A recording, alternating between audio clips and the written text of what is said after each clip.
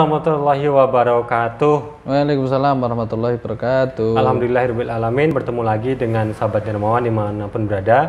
Kali ini bersama dengan saya Maru Setiawan dan juga didampingi oleh Wakil Kepala Cabang ACT Jawa Tengah Bapak Gianto, yang pastinya sudah sangat familiar sahabat dermawan saksikan di layar smartphone masing-masing.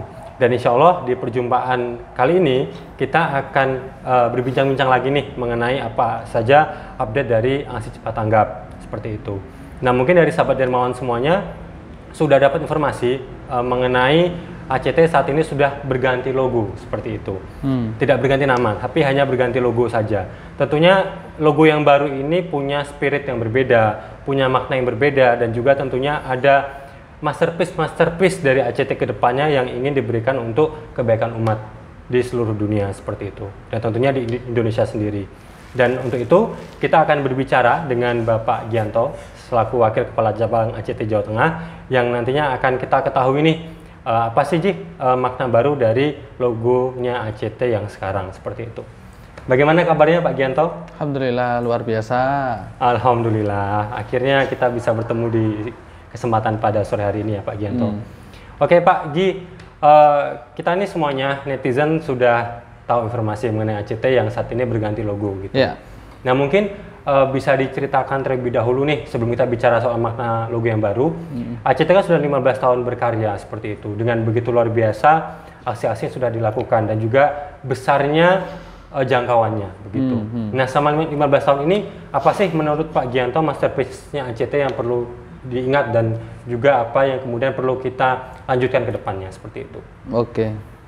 Yang pertama kita perlu pahami sejarah dulu ya, bahwa ACT itu kan asal lahirnya itu dari lembaga yang terbentuk karena terjadi peristiwa bencana besar, yakni tsunami Aceh tahun 2004 ya. Terus 2005 itu mendeklarasikan sebagai lembaga yang pada saat itu untuk mengurusi kebencanaan ya. Memang pada waktu itu bencana itu belum terkelola dengan baik gitu, karena banyak istilahnya belum banyak lembaga yang fokus di bidang bencana. Bahkan negara kita juga waktu saat itu belum terlalu siap menghadapi situasi bencana tsunami Aceh kan. Akhirnya kan banyak korban yang berjatuhan ya, baik itu teman-teman yang menolong gitu, baik begitu juga yang ditolong, dan juga belum paham terkait dengan manajemen pengelolaan bencana terkait logistik ya, bantuan masuk ke Indonesia. Itu banyak sekali yang istilahnya tidak terkoordinir dengan optimal lah begitu, sehingga kemudian ACT menjadi lembaga yang fokus di bidang kebencanaan. Terus kemudian transformasi kedua, kita mulai fokus juga isu-isu tentang kemanusiaan global ya. Terutama program kita sangat banyak sekali di masalah SKDI, Solidaritas Kemanusiaan Dunia Islam, termasuk diantaranya di Syria, Palestina, kemudian Yaman, kemudian Somalia, kemudian Rohingya, kemudian berbagai negara lainnya lah di dunia ini. Ya tentunya bukan hanya yang Muslim tapi juga non-Muslim, tetapi kondisi saat sekarang ini memang masih banyak saudara-saudara kita yang Muslim dalam kondisi yang sulit, terjajah, dan juga mengalami masalah-masalah perang. Sehingga program kemanusiaan global ini membuat ACT kemudian menjadi tumbuh besar ya.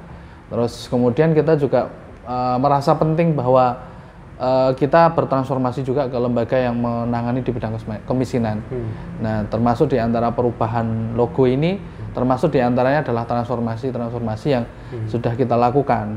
Ya, jadi bukan hal yang baru ya, bukan reborn, bukan terlahir kembali, tetapi cuma transformasi, perubahan begitu. Oke, jadi garis besarnya dari transformasi ACT untuk sesuatu yang tentunya lebih besar dan juga lebih luas manfaatnya seperti itu. Dan 15 tahun ACT yang tadi disampaikan Pak Gianto bisa kita simpulkan, memang sejarah awalnya ACT itu adalah sebuah lembaga kemanusiaan yang bergerak di bidang manajemen kebencanaan. Tapi kemudian berkembang menjadi tidak hanya sebatas bencana alam, tapi juga bencana sosial seperti tadi kemiskinan.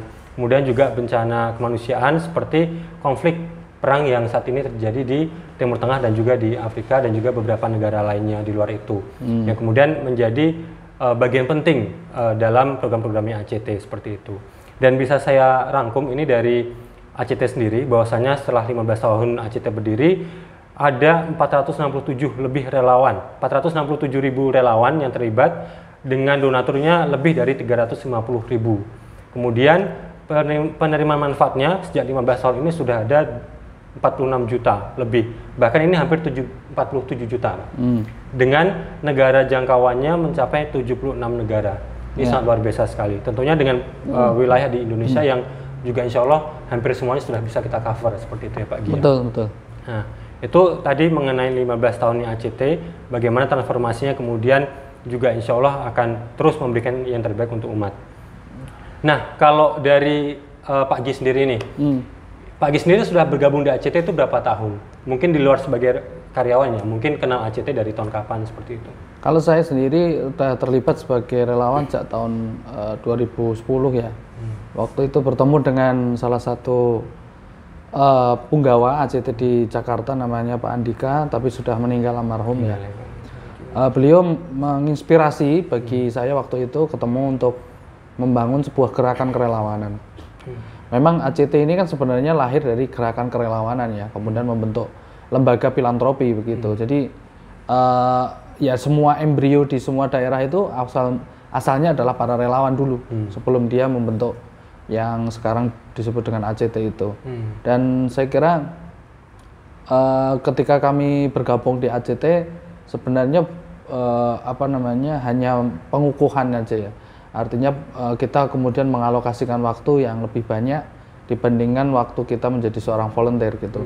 Kalau di volunteer kita mungkin ada waktu-waktu kosong saja ya di luar kegiatan yang juga banyak, tetapi kemudian di ACT kita bisa lebih fokus lagi untuk menangani masalah-masalah kemanusiaan seperti itu. Jadi kalau secara organik sendiri di kantor ya sekitar 3 tahun lah gitu ya. Tapi kalau untuk relawan sudah sangat lama sekali, mungkin sudah 10 tahun saya di relawan seperti itu. Oke. Berarti Pak Gi sendiri sudah bergabung di ACT itu bahkan sebelum ACT-nya ada di Jawa Tengah seperti itu, sebagai relawan sejak tahun 2010. Perjalanan 10 tahun ACT sendiri, sebelum kantor ACT di Jawa Tengah ini berdiri, tentunya sudah banyak perjalanan yang dilalui gitu. Mungkin sudah begitu banyak bencana yang sudah Pak Gi pernah turun di lapangan. Nah, selama 10 tahun Pak Gi bersama dengan ACT di Jawa Tengah, kemudian juga ACT sudah berdiri di sini kantor cabangnya. Program-program ACT Jawa Tengah apa aja nih yang menurut Pak Gi bisa dikatakan sebagai masterpiece seperti itu dari ACT Jawa Tengah? Ya, kalau positioning lembaga kita ini memang lembaga bencana ya. Kita tidak bisa pungkiri bahwa ACT, aksi cepat tanggap, itu selalu hubungannya dengan positioning yang penting, genting, segera dibantu. Jadi sesuatu yang harus cepat melakukan tindakan ketika terjadi peristiwa bencana. Dan itu menjadi sebuah positioning yang tidak bisa lepas dari ACT. Namun bahwa ACT itu tidak hanya menangani bencana itu iya betul ya.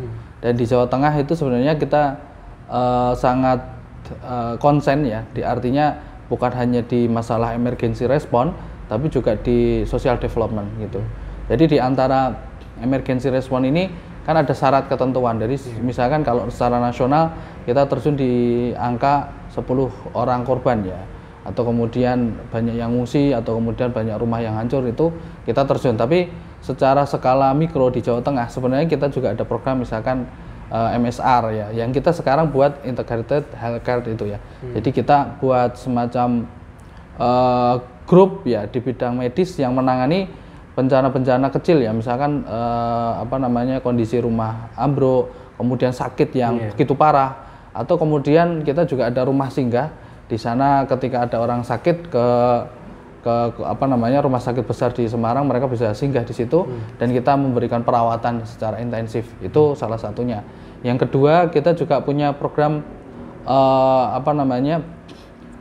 lumbung sedekah pangan ya, yang dimana kita mengaktifasi di titik-titik di Semarang saat pandemi ini untuk menyediakan bahan makanan dan juga bahan-bahan sayuran, kemudian bahan sembako, atau kemudian lauk dan seterusnya yang dibutuhkan oleh masyarakat di Semarang maupun di Jawa Tengah.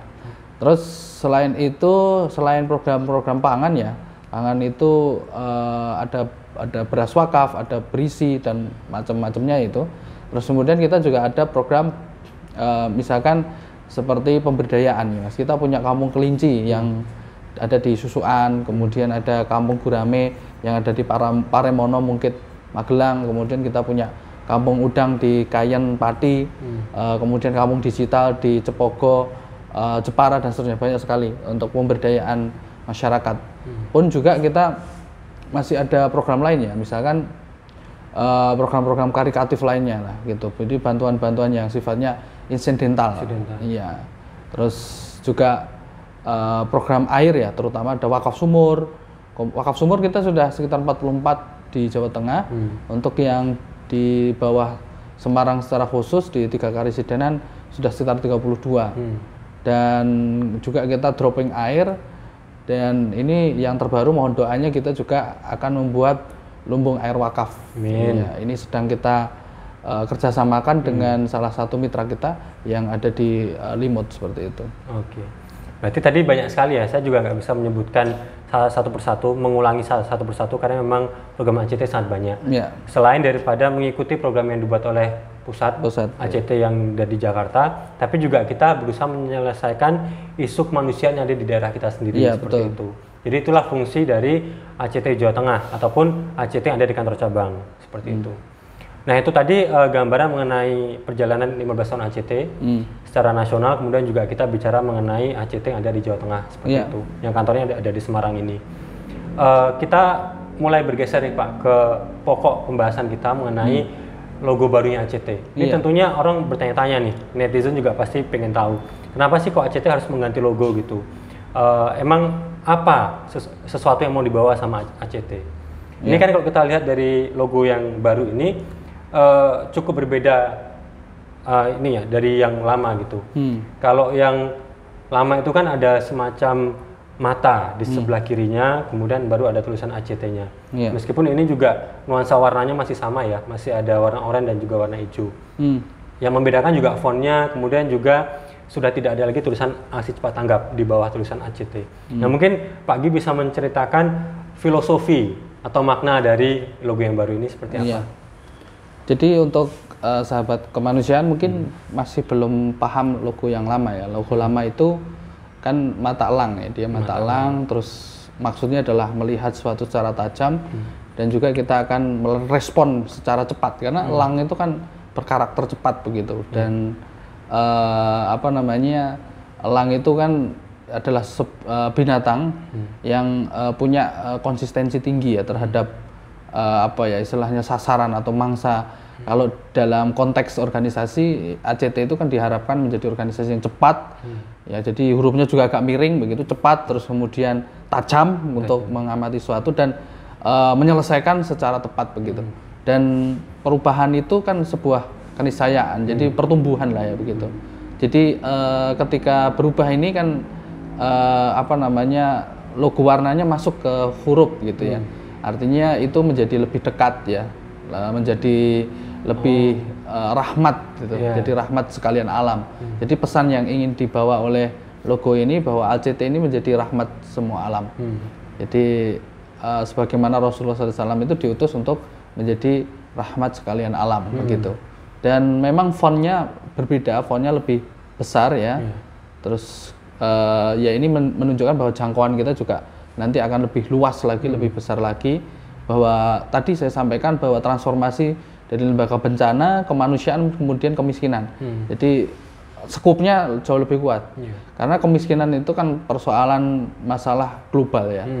Dan biasanya orang kalau membantu itu kan hanya masalah terkait dengan emergensi. Orang yang kemudian itu kan bom waktunya. Tapi kan persoalannya panjangnya itu kan sebenarnya kemiskinan. Nah, kita ingin menyelesaikan akarnya itu, akar persoalan itu. Maka kita membuat logo yang lebih besar, kemudian menjadi rahmat bagi alam gitu ya, sehingga kemudian harapan kita nanti umat ini akan menjadi lebih sejahtera, lebih makmur, begitu ya. Nah kemudian sebenarnya aksi cepat tanggapnya itu tidak ditampilkan karena sudah melekat ya. ACT sendiri kan aksi cepat tanggap sudah familiar. ACT ya aksi cepat tanggap itu sudah familiar begitu ya. Jadi saya kira orang juga sudah tahu kalau ACT itu aksi cepat tanggap.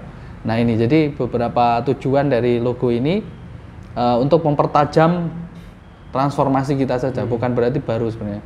Ini sudah sering kita bahas, tapi perwujudan sebagai sebuah brand ini kita lihat sekarang ini. Dan tentunya kalau secara penglihatan juga lebih elegan ya. Tapi untuk kemiringan masih tetap Mas. Jadi itu mungkin menandakan seperti kecepatan. angin ya. Angin itu kan pergerakannya cepat, jadi mungkin di situ makanya miring. Iya, miring itu tandanya dia harus bergerak cepat begitu. Jadi kalau cepat tuh kan mesti miring, kalau nggak cepat kan nggak miring Mas. Doyong, agak doyong lah begitu. Jadi kalau lari gitu, misalnya lari tegak gitu kan terbawa angin dia kan. Tapi kalau agak condong itu kan lebih cepat. Nah, itu. Jadi harapannya adalah kita tetap cepat ya, tetapi sebagai organisasi yang lebih luas lagi kemanfaatannya gitu. Oke. Jadi sebetulnya kalau logo baru ini tidak merubah dari visi yang lama ya. Jadi visinya tetap sama, filosofinya juga yang dari logo baru itu juga masih ada di logo yang di logo yang baru seperti itu. Hanya saja tadi ada filosofi lagi yang semakin meluaskan simbol dari ACT ini gitu. Termasuk tadi meluaskan manfaatnya seperti itu, dan juga semakin mempertajam gerak kemanusiaan ACT itu sendiri. Karena sekali lagi ACT bukan cuma sebatas lembaga emergensi di kebencanaan aja, tapi ada begitu banyak sekali potensi-potensi isu kemanusiaan, isu sosial yang harus kita selesaikan. Itulah kita harus semakin mempertajam gitu. Betul. Nah, kalau dari ACT Jawa Tengah sendiri ini Pak Gi, kira-kira apa masterpiece-nya atau apa upaya untuk bisa membersamai atau upaya untuk bisa menyelaraskan dengan logo barunya ACT gitu? Iya, sebenarnya kalau perubahan logo ini tentunya juga ada perluasan medan program ya. Di antaranya kan kalau di Semarang sendiri sudah menginisiasi program untuk UMKM untuk para ter-PHK. Jadi orang yang di PHK itu kita buat program UMKM. Tapi turunan dari pusat juga ada, misalkan kayak SUMI ya, Sahabat Usaha Mikro Indonesia, untuk memberdayakan ibu-ibu yang menjadi tulang punggung keluarga. Terus kemudian WMUM misalkan ya, wakaf modal usaha mikro itu untuk memberikan bantuan yang kemudian nanti bergulir kepada para pelaku UMKM. Nah, itu diantara program-program yang kemudian untuk menyelesaikan persoalan kemiskinan ya. Karena kemiskinan ini berbeda dengan pengelolaan kita di bencana ya. Jadi kalau kemiskinan bagaimana kita bisa memberikan pelatihan, kemudian memberikan modal, kemudian nanti mengcoach ya untuk UMKM ini memiliki brand usaha yang bagus, dan juga nanti mereka lebih ke arah menjadi lebih sejahtera lah begitu. Kalau biasanya emergensi ini kan bicara di masalah basic ya, basic kebutuhan pokok. Kalau ACT yang sekarang bukan basic kebutuhan pokok aja, tapi juga kemakmuran, kesejahteraan. Itu yang menjadi poinnya, kemakmuran. Jadi bagaimana membuat orang yang sudah terkelola basicnya menjadi dia lebih makmur gitu. Dan salah satu lain halnya dengan program tadi yang berupa program-program UMKM, kita juga di Jawa Tengah langsung nanti akan membuat program-program yang sifatnya berbasis penyelesaian masalah desa. Kita kan tadi sudah saya sebutkan ya Mas, kayak ada Kampung Kelinci, ada Kampung Gurame, kemudian Kampung Udang, kemudian Kampung Digital, kemudian lumbung beras wakaf di Blora, misalkan itu skalanya akan kita perbesar. Kita harapannya dari sekian puluh kabupaten kota yang kemudian dianggap merah atau kemudian miskin oleh pemerintah, itu juga nanti kita akan punya peran di sana. Jadi bagaimana terus ya mengupayakan dari beberapa sampling tadi desa-desa yang sudah kita kelola nanti bisa naik secara signifikan. Ya kita mungkin nanti akan merumuskan target-target desa yang akan kita berdayakan ya. Misalkan bisa 100 desa di tahun 2020 ini atau berapa nanti kita akan sepakati dulu begitu. Nah ini termasuk di antara transformasi perubahan itu. Terus kemudian juga misalkan kayak sumber lumbung air wakaf ya. Dulu kan kita cuma fokus di dropping air Mas. Jadi dropping air, kemudian kita juga fokus di wakaf sumur, tapi ini kemudian nanti wakaf sumur bukan hanya wakaf sumur biasa, tapi juga wakaf sumur produktif. Jadi dia juga mengairi sawah, kemudian dari sawah itu atau kebun itu atau peternakan itu bisa menyelesaikan persoalan kemiskinan. Jadi sudah mulai meluaskan manfaatnya, benefitnya gitu. Termasuk kita awalnya cuma dropping air ya, tapi kita pengen punya lumbung air wakaf maka kemudian lumbung air wakaf itu fungsinya adalah diantaranya kita bisa memberikan manfaat lebih banyak. Kalau sumber air milik orang lain kan kita masih istilahnya cuman beli aja kan Mas. Tapi kalau kita punya resource-nya, punya tangkinya, kemudian punya lokasi sumber airnya, itu akan memberikan kemanfaatan yang lebih luas. Nah ini jadi skalanya aja Mas, skalanya sudah mulai diperluas.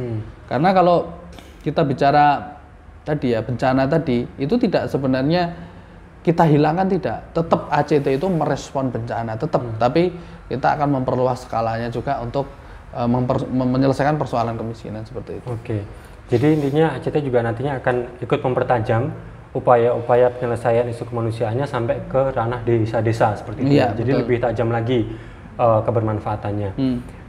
Terus Pak Gi, ini kemarin ACT juga meluncing satu tema besar namanya Bangkit Bangsaku. Iya. Itu apa sebetulnya Pak Gi? Ya, ini kan kaitannya dengan persoalan pandemi ya, yang Iya. kemudian sangat membuat terpuruk masyarakat kita, terutama di masyarakat menengah ke bawah ya, yang mereka menjadi buruh. Ini kan mereka banyak yang ter-PHK lah begitu. Jadi bagaimana kita bisa terus bangkit ya di situasi yang tidak pasti seperti ini. Dan kita jangan menjadi bangsa yang kemudian lemah, harus optimis ya, harus memiliki mindset yang besar ya. Sebagaimana meskipun misalnya kita contohkan Rasulullah, kita ingin meniru Rasulullah lah. Rasulullah itu dalam kondisi perang Khandaq misalkan, itu kan sangat kelaparan begitu, bahkan sampai batu itu diganjal perutnya begitu. Dan untuk makanan susah lah begitu. Tapi kemudian ketika Rasulullah menemui batu yang para sahabat tidak bisa memecah, maka Rasulullah memukul batu itu dan akhirnya Rasulullah melihat kemenangan di sana. Jadi dengan Allah memberikan kabar kepada Nabi bahwa Rasulullah nanti akan menguasai Persia, kemudian akan menguasai Mesir, akan menguasai Syria, kemudian juga menguasai Yaman. Jadi optimisme dibangun saat krisis Mas. Jadi kita ingin membangun optimisme di saat situasi krisis. Dan kemarin juga Ustadz siapa namanya? Ustadz kita yang di pusat tuh Ustadz Faris itu juga menyampaikan ya kaitannya tentang rahasia-rahasia Allah ya, tentang apa ya istilahnya merespon kondisi-kondisi krisis itu ya. Dia mencontohkan misalkan seperti peristiwa Nabi Khidir ya. Peristiwa Nabi Khidir yang kemudian apa namanya hari ini mungkin seperti misalkan dicontohkan kapalnya dibolongi sekarang ya. Tapi kemudian ada rahasia di mana masa depan itu begitu bahagia begitu. Atau kemudian dia tiba-tiba membangun rumah begitu kan. Tapi kemudian rumah orang yang pelit gitu kan. Tapi itu ada rahasia, nanti akan ada anak-anak yatim yang akan besarnya menjadi soleh dan seterusnya. Jadi intinya bahwa di Bangkit Bangsaku ini kita ingin melihat kondisi krisis itu menjadi sebuah optimisme. Jadi mengajak semua orang untuk optimisme dan ACT bersama mereka gitu. Jadi kita tidak meninggalkan ketika kondisi krisis. Kita terus akan mengupayakan hal yang terbaik untuk bisa bangkit dari masalah krisis ini. Tentunya sama halnya ya, karena ACT juga terdampak juga, tidak berbeda dengan yang lain gitu. Tapi kita harus terus membangkitkan optimisme masyarakat untuk melihat kondisi ini secara positif begitu. Kira-kira seperti itu. Oke, tadi udah luar biasa penjelasan dari Pak Gi. Tentunya dengan penambahan visi-visi baru ACT seperti ini butuh solidaritas dari semua masyarakat, dari semua umat seperti itu untuk membantu menyelesaikan isu-isu kemanusiaan. Apa nih pesan dari Pak Gi ke seluruh sahabat dermawan ACT untuk membersamai ACT sendiri seperti itu? Ya, saya kira kita harus yakin ya kondisi masa depan tuh menjadi lebih baik ya. Selama kita yakin dengan keimanan bahwa kita yakin itu masalah apapun bisa kita selesaikan. Tapi kalau kita merasa kondisinya ini berat, sulit, mengeluh dan kehilangan optimisme, itu justru akan mempersulit kita di masa yang akan datang. Jadi bangsa yang besar itu bukan hanya yang memiliki sumber daya yang mumpuni ya, tetapi mereka yang memiliki keyakinan, memiliki semangat yang besar untuk bisa bangkit dari kondisi krisis begitu. Jadi sebenarnya secara kasat mata hakikat ini sebenarnya tidak krisis, Mas. Jadi sebenarnya ini adalah ya perjalanan yang harus dilalui semua bangsa lah.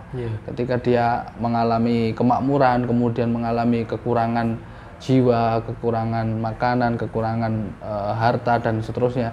Tetapi kemudian kita mendapat kabar gembira bahwa orang-orang yang sabar itu akan bisa bangkit dan kemudian menyelesaikan persoalan-persoalan yang dihadapi. Jadi kita ini kan cuma menjalani, yang menyelesaikan kan Allah. Betul. Ya gitu kan.